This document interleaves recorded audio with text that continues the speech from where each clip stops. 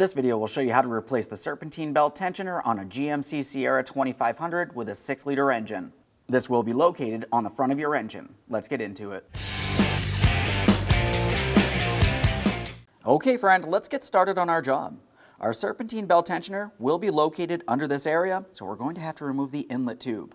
To remove this, let's first start by removing our upper engine cover. To remove the upper engine cover, take hold of the front side. We're going to lift this up, pivot it, and then slide it out and away. Just a quick inspection, we'll set that aside. Now while we're in this area, let's start loosening the clamp that's holding our inlet tube to our throttle body. You can use an 8mm or a flathead screwdriver.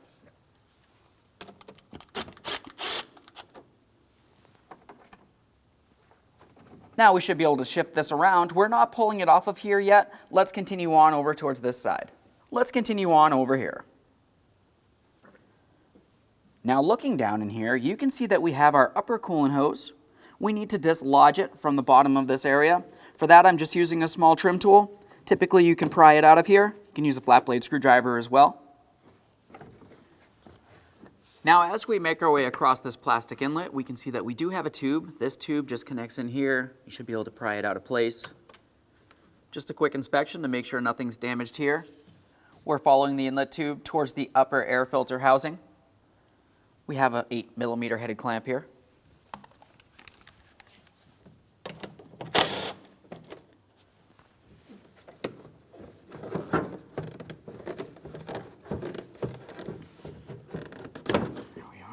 Slide off of there.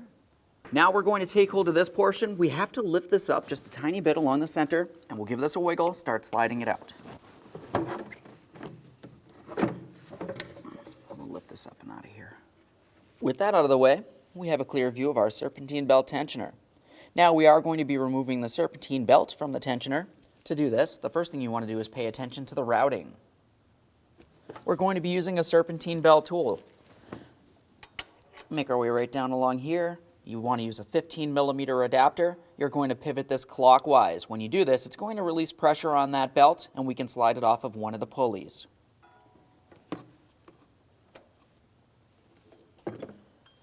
Now that we have that off of there, we should be able to release tension with our belt tool. We can get this out of the way.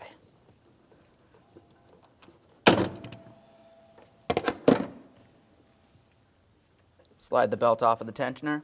The next thing you always want to do is go ahead and inspect that serpentine belt to confirm it is still reusable. If it looks like it's dry rotted and cracked, you want to replace it.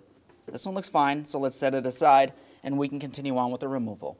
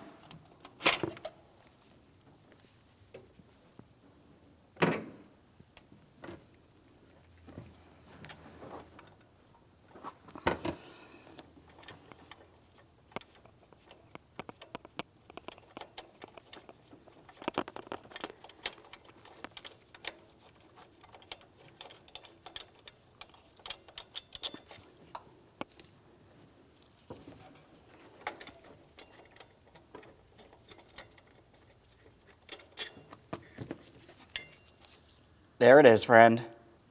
Prior to installation of any brand new part, clean and inspect your mounting areas. We're going to be cleaning down along the bracket here. Use a wire brush or some sandpaper.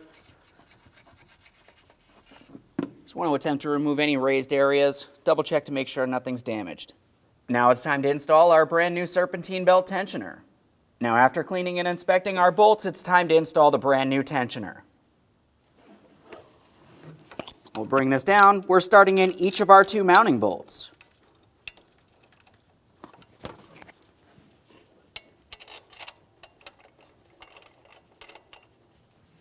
Once they're both started in, go ahead and snug them up. The torque for these will be 37 foot-pounds.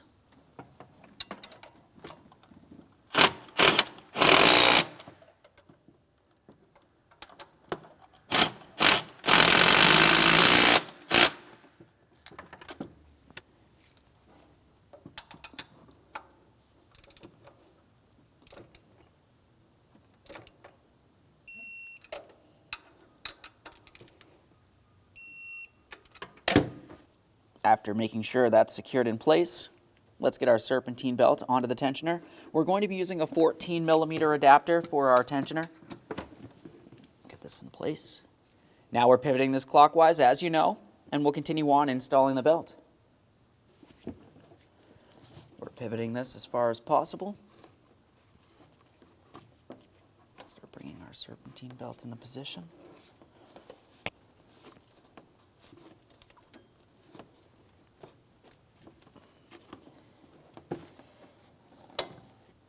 Now I have the belt slid over my pulleys, but there's something that I want you to pay attention to. Look at how I have my belt here. It's not seated properly on this pulley. If I was to start the engine with the belt seated like this on any one of the pulleys, I could cause damage to the belt or other items. Double check each and every one of the pulleys before you continue on.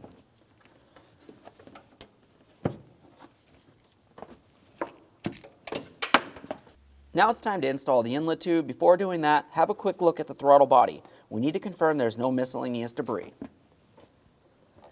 We'll bring the inlet tube down into this position.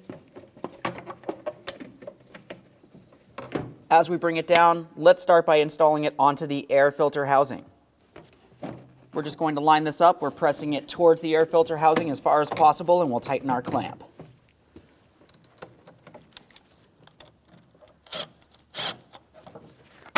Make sure that's lined up properly.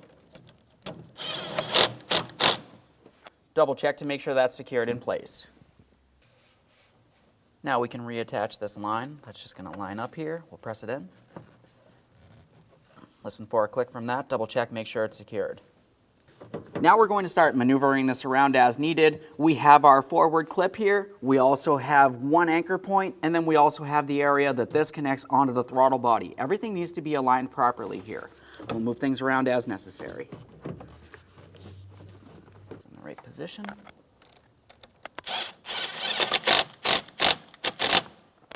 Double check to make sure everything's secured in place. Now it's time for the engine cover. If you were looking at the bottom of the engine cover, you can see that there's two rubber grommets. Looking along the backside, you can see that there's two locating ears. Now if you were looking along the top of the engine, you can see that there is two hooked tabs along the backside of the intake, and then along the center, you have two alignment tabs. Let's make sure we have everything aligned here. Press it down. Double check to make sure that cover is secured in place. Okay, friend, we finished our installation. The next thing you need to do is make your way into the passenger compartment. You're going to start the vehicle, let it run for 5 seconds, and turn it right back off. After that, make your way back out here. You're going to triple check the belt on each and every one of the pulleys to confirm it's properly installed. Aside from that, you can close the hood and take your vehicle for a road test. Thanks for watching. When only the best will do, demand TRQ. The only company that lets you view before you do. TRQ is committed to offering the highest quality aftermarket auto parts that are engineered for peace of mind. Thanks for using and viewing with TRQ.